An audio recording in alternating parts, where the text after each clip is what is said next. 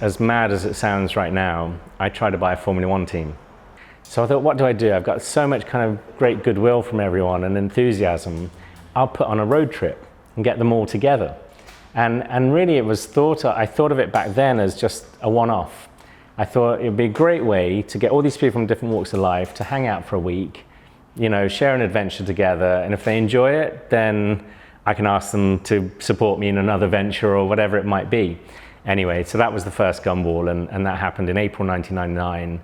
55 cars. We did a route around Europe, a party every night, and you know, a bit of a who's who from music and London social scene at the time. And we actually got cover of GQ, FHM, and Esquire magazine. We got coverage on MTV and whatever, and all organically, really.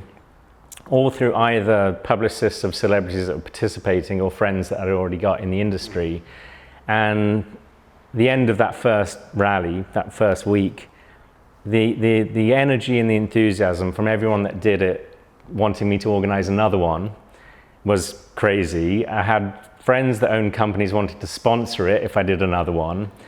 And within 2 or 3 weeks of some coverage coming out, you know, on MTV and the like, back in the old days before email and whatever almost, you know, people started sending letters and whatever to my office saying, can we get a Gumball cap or a sticker or whatever, you know. So actually the brand sort of started to take shape on its own.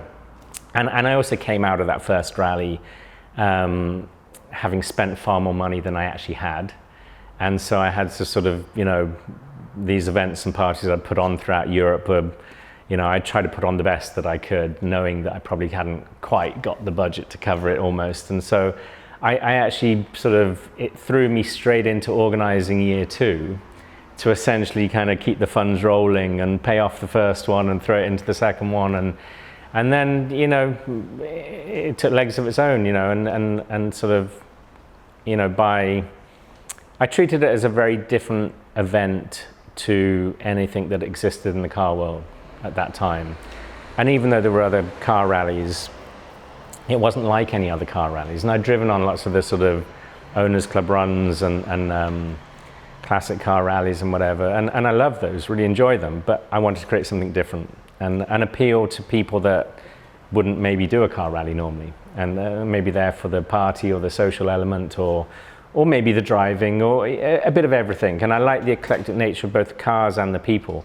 So you could enter this it was almost a real life wacky races. So, you know, you could enter even that first rally had a boxer in the UK, Chris Eubank, driving the cab of an 18-wheeler truck, you know, next to a McLaren F1 LM, next to a 1970s Ferrari Daytona, and, you know, such an amazing mix. So it almost became a show and a spectacle that obviously appealed to an audience, you know, without being a sort of a traditional car rally.